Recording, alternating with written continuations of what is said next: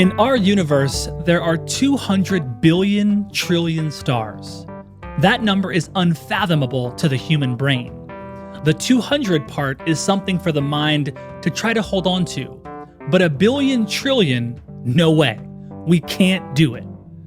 For atoms in the observable universe, the number is somewhere in the range of 10 quadrillion vigintillion to 100,000 quadrillion vigintillion atoms. That's inconceivable and super hard to say. Someone fire the writer of this show for putting that in here. There's a lot of information in our own universe, let alone other universes. We can call all of this data, and at this point, we're all aware of the potential value of data. But data without perspective is totally useless. HG Insights has always been keenly aware of this truth. I looked at what Craig Harris, the founder, had done over that 7 years. And what we do is we take billions of free-form documents at the beginning of every month, publicly available, and we use AI and machine learning and rule-based processing to mine out of those documents the insights that we then provide to our customers. I looked at how he had developed that process of taking something that no human could ever consume themselves and read all those documents and come out with the insights and really draw out special information that could be applied in a way that other companies in the data space were not able to do. That's Elizabeth Cholawsky, the Chief Executive Officer at HG Insights, a company that uses cutting-edge data science to provide the insights that clients need. Data is important, but insight is more important. 7 years into the life of the company, Elizabeth realized HG Insights' value in offering unique perspectives on troves of data, joined the team, and has been serving up wins ever since. But what is it about HG Insights and Elizabeth's leadership that leads to these wins? It's all about conviction.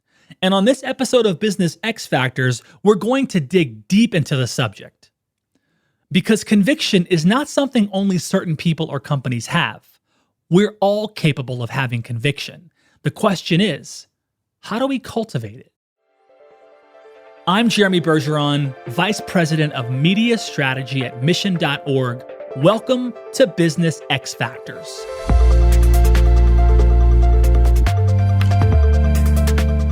Each and every week, we take a look at the secret sauce that takes companies to the highest levels of success and then unpack how they got there.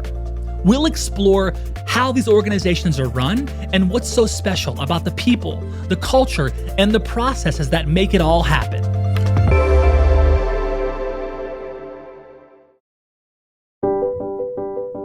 When Elizabeth was a kid, she took in all the observable data and felt something was not quite right in the world. It seemed to her that things could be better if people and systems operated differently. At first, she was drawn to politics as a potential career. What was it about politics and government that caught your eye, and then what were you hoping to achieve in that field? From a very early age, I was just reading everything about the world and just very curious about what was going on. And also got sort of mission that the world could be better and there was too much conflict in the world. So that really drove kind of an interest in politics because, better for worse, it's governments that control a lot of the interactions and whether people are fighting or not fighting or healthy or not healthy. So and you've previously said that becoming president was something you were interested in. As the daughter of Ukrainian parents, how did you view the possibilities in America? It's all about education and about the opportunities. I mean, that's why we have a country that welcomes its arms and has lots of great stories of people that come here and make their fortunes and make an impact and do great things. So as a young child, president was the highest thing I could think of really achieving. That's the person that would solve everything. But I think that I mentioned this before.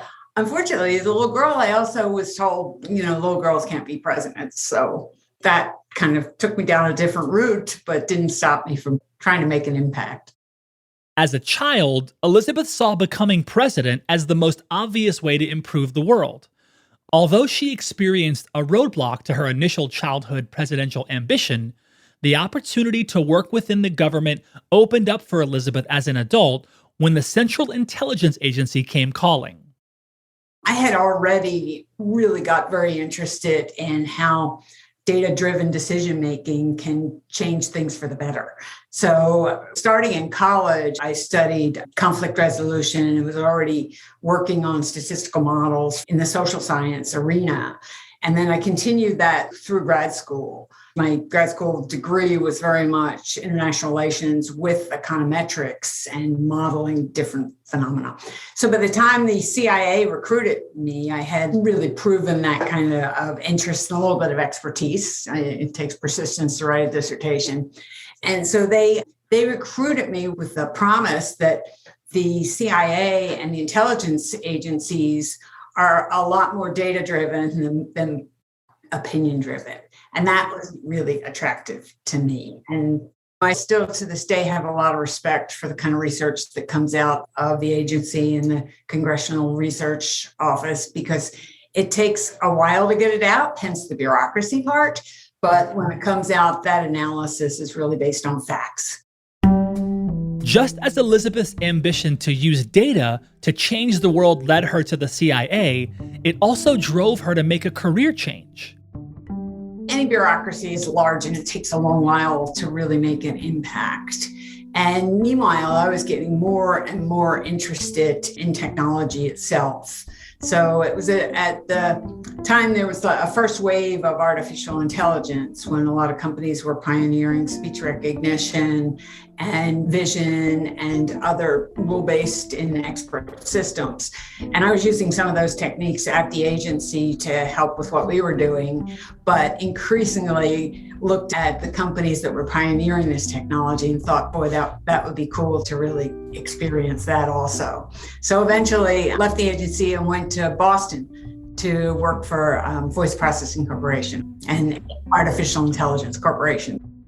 One of Elizabeth's stops along the way to HG Insights was at Citrix, a computer software company dedicated to helping organizations provide quality employee experiences. While she was at Citrix, she led a transformation of its customer support service. So the interesting thing sitting here now in 2021 is that part of that transformation of the support organization was allowing all of our contact center agents to work remotely. And that was almost unheard of at the time.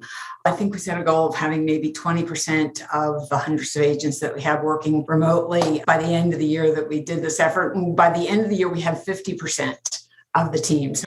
But the way we achieved it, again, and this is going to become a theme, it's going back to measuring what you're doing and using the data. So we had good KPIs in place for customer satisfaction, for employee satisfaction, and employee productivity. So we looked at how that transition went, and it was a really phenomenal thing for the company and for the people that were involved in it. So I had team members that were commuting an hour and a half each way to come in and sit on the phone by themselves, talking to customers. They were much happier saving that 3 hours, and they were much happier to the customers. Elizabeth analyzed the data to determine the positive results of her team working remotely at Citrix.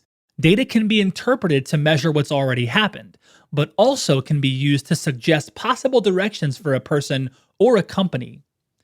Getting ahead of the curve by interpreting data astutely is another common theme for Elizabeth, and that was the advantage she recognized in the data-driven work HG Insights was doing. And when the opportunity presented itself, she jumped at the chance to lead the team. So it was the proprietary nature and the true innovation that had already been created around how we do what we do that I looked at and said, there's good stuff now so the company can grow, but this company is a blockbuster because there's so much more in there that can also be drawn out. And here I am almost 4 years later, and it's absolutely true. So what's the value that Elizabeth saw and continues to see from the work being done at HG Insights that can't be easily replicated elsewhere? Why can't we just go to a person who is an expert and get an analysis of complicated data from that individual? If you ask 1,000 economists what will happen in the next 10 years, it's very likely you'll get 1,000 different answers. It's not that no one knows anything, it's that it's impossible for any one person to take in so much data, provide context to it, and then make accurate predictions accordingly. But what if there was a way to predict a few truths by taking comprehensive market data and then having AI constantly evaluating qualified contextual information? And if you could predict a few market truths, would you be able to better build products and services based on those truths? HG Insights isn't here to help companies find small tweaks to improve their business incrementally. It's designed to provide market intelligence to create new markets entirely. So any B2B technology company is going to benefit from what we do. It's the companies that are really adopting and buying more and demanding more from us are the ones that understand that they really want to take those hardest to solve problems and solve them in a data-driven way. And that's where we partner, and that's where we're being successful. You can watch some of the big companies in the global technology world, like SAP, like HPE, like Microsoft. They've shifted from individual distributed ways of looking at an analysis to really understanding that they need to take data and information in a big way and create big data lakes that then can be combined with their first-party data and do more sophisticated analysis. So if you've got discrete data, you can answer discrete problems. We solve the harder problem. If you look at the RevTech industry, you've got a lot of players that are looking to provide contact information, to provide lead generation services. There are hundreds of companies down there, very good companies, just basic company information. So it's all about execution. But there's all the planning and optimization work that goes on also. And those kind of problems are much harder to solve. You need the big brain to solve those problems, and the feet and arms can take care of the execution. The bet we made was to stick in the brain area and solve the harder problems. You do need to have a really end-to-end view of what's going on with your particular market and your particular go-to-market and your particular products to be able to solve those problems. In other words, HG Insights and Elizabeth saw that a more centralized, big brain approach was necessary to solve the big problems, and decided to focus on those larger issues rather than simply joining with the RevTech players who are more narrowly focused on providing basic company information. Another example of HG Insights taking a more comprehensive approach is how it moved away from technographics and toward providing technical intelligence.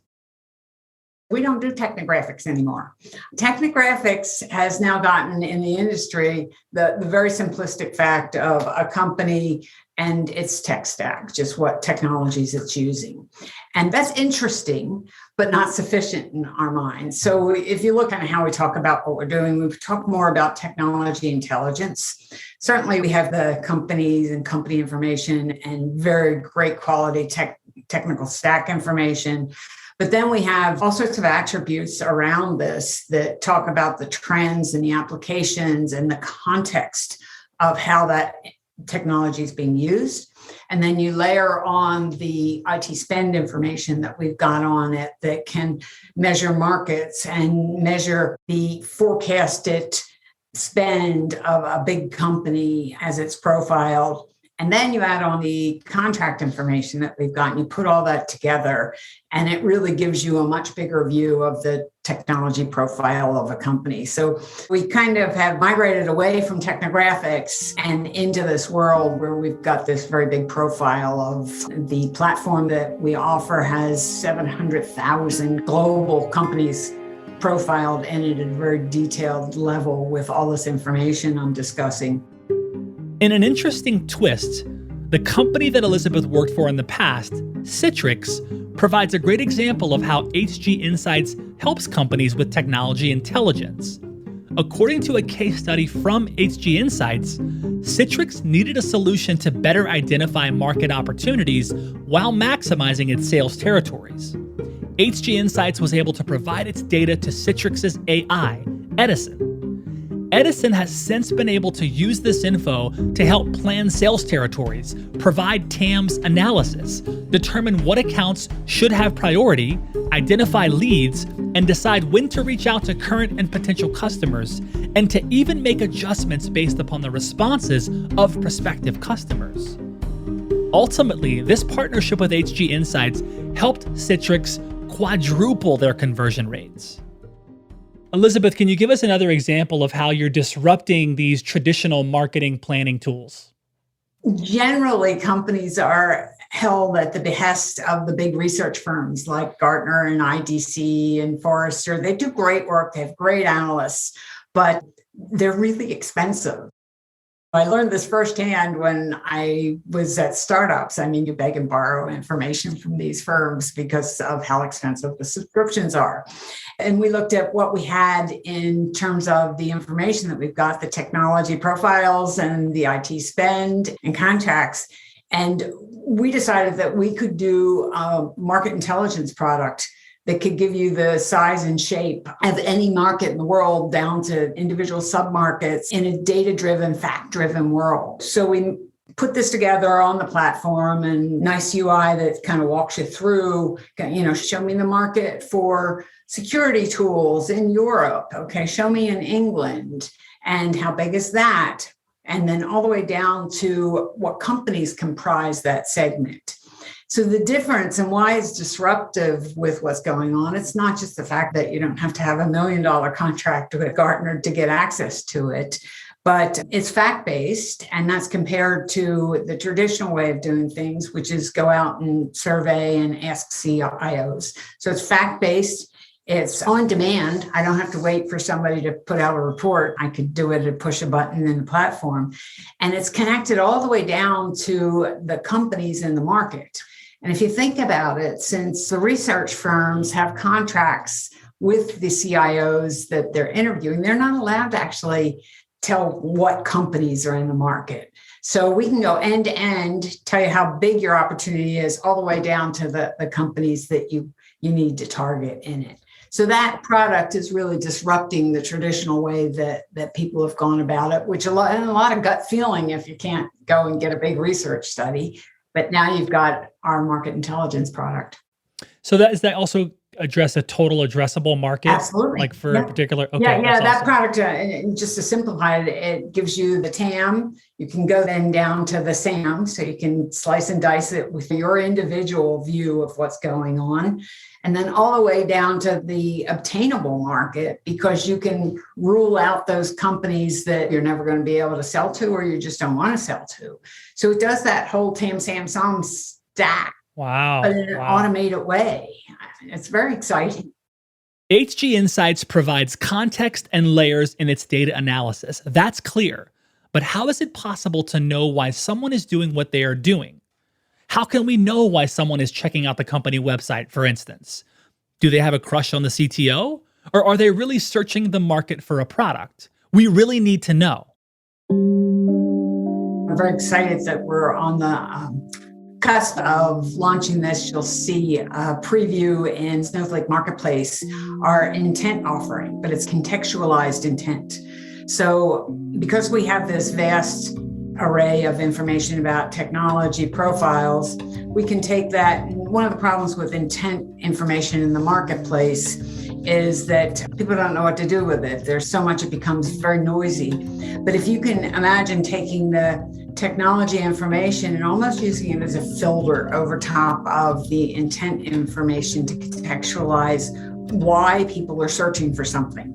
I mean, the simplest example is you get an intent signal and a company shows up as looking at a new firewall product. Is somebody looking at that just because they want to get educated about firewall products, or are they really in the buy cycle, or are they just writing a report for the president. By taking the technology profile and knowing the age of the profile and locations it's used in, I mean, the richness of the information that we have is mind-boggling sometimes. You can pinpoint the reason why people are looking at things in the marketplace. And that contextualized intent gives ROI that's just phenomenal. So we're using it for our own marketing right now. Of course, getting the results of our campaigns are being improved by 50 and 60%. That's interesting, but that's not going to be sustainable. And it's sustainable. Every quarter compared to traditional methods, we're seeing that kind of lift in our marketing. It makes perfect sense that a company like HG Insights has an amazing product about to launch, and that it's using it internally and it's helping to improve campaigns at such a high rate. But what is it specifically about HG Insights that's empowering Elizabeth to make these winning decisions? Is it possible to refine your perception over time? And how do we build up our courage to act based upon our convictions, even when there's a cost? Find out more after the break.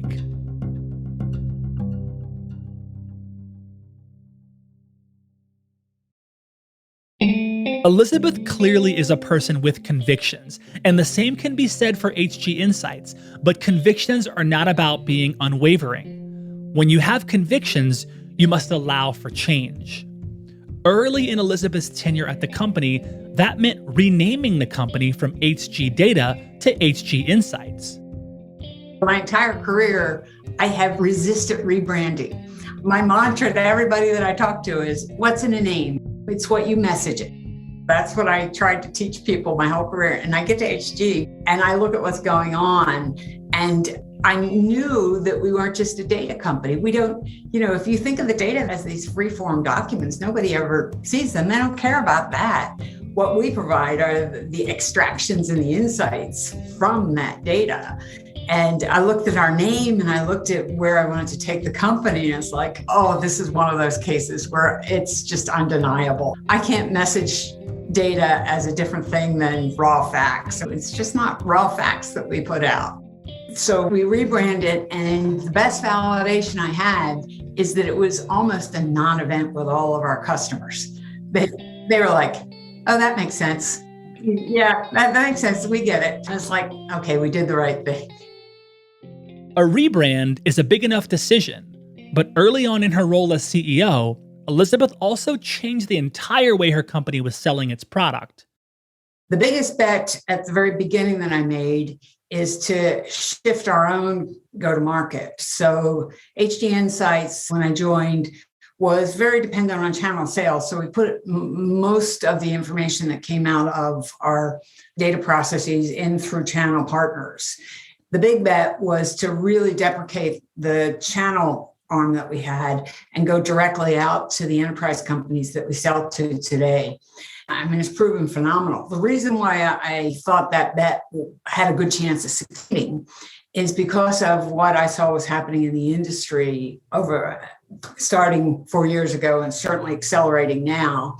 And that's this shift of enterprises to really understand that they need data and they need facts to drive their marketing and sales efforts. And they need them collated as not just data, but into insights. And that was of changing our own way we were going to go sell was dependent on being right about the industry shift. And if anything, it's even accelerated now, even more so. The industry doesn't want more data, they want more insights. And that's proven true. Just like the work of HG Insights, Elizabeth had to take in the market data and realize the potential for a whole new opportunity. While Elizabeth's analysis has proven true today, creating buy-in early on was difficult and required a fierce commitment to her vision for the company. I went to one of our partners and I knew that we could get, if we had sold to each of the individual customers that they were selling to, value of the contract back to us would have been tenfold. And so we explained how we were not just putting out a company and its technology stack, we had a lot more important information that we were now selling and able to give value to our customer set. So we were trying to work out, can this partnership still survive and provide value to us and to the customers? And there was no recognition of the trends that I was talking about. And so within, I'd say this was like 2 months into the job, I canceled a $250,000 contract with nothing to replace it. And we were still, at the time we were still like 45 people and I was new to the board. And it's like, you got to trust me on this one. This will be okay over time. But we've got to make a stand here on our beliefs that this is a different industry going forward. So everybody gets a little lucky in their career also. And when they have a big success. And I got really lucky in that one of our partners agreed to come join HG. So another thing I convinced my new board to do is an acquisition within 3 months after I got on board. Pivotal IQ, which was one of our partners, we finished that acquisition at the end of September in 2018. So fairly quick turnaround there. And the luck that I got is that Pivotal had a team of about half dozen really phenomenal direct sales people, led by Scott Smythe, our current VP of sales. And they understood this use case-based selling, and they understood the positioning of the brain in the whole environment. So it was the core of how we so quickly built a direct sales team. By the end of the year, by the end of 2018, we were now majority of direct sales and really starting that transition. Elizabeth offers up being a little lucky as part of the reason for her career success. There's more to it than that, though. Rather than being simply lucky, Elizabeth's choices come off as incredibly gutsy. But how in the world did she develop the instincts and the fortitude to make those decisions? What is the benefit of getting fired, and what else do you wish you were told before you started? You asked me kind of at the beginning of this, how did I decide on these big bets? You got to kind of hone your conviction meter, and getting fired for the right reason, knowing that you have a conviction that could help that company do better than it is and sticking to your guns there. You got to push the envelope. And getting fired is, I guess, the ultimate pushing the envelope, and you see just how far you can go. But I wouldn't do it very often. So just once is important. What I'm taking away from this show is that I was right to want to fire the writer for making me say that very difficult number at the top of the episode.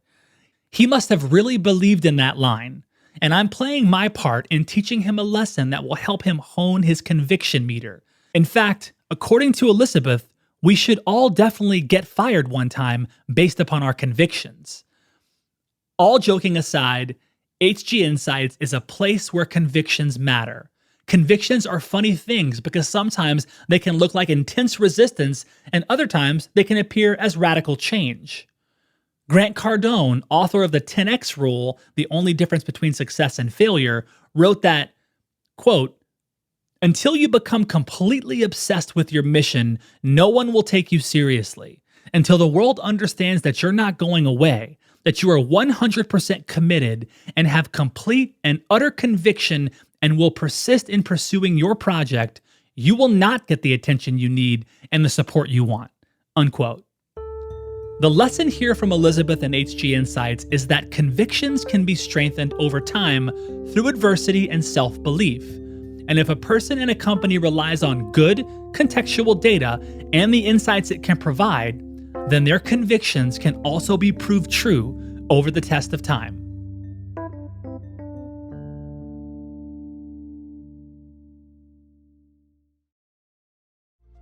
You've been listening to Business X Factors, created by Mission.org and brought to you by Highland. If you like this show, please be sure you subscribe or follow us on your favorite podcast app. I'd be so grateful if you rated and reviewed this show on Apple Podcasts, as that really helps ensure that more amazing listeners like you find the show. Thanks for listening. I'm Jeremy Bergeron, and I'll catch you next time on Business X Factors.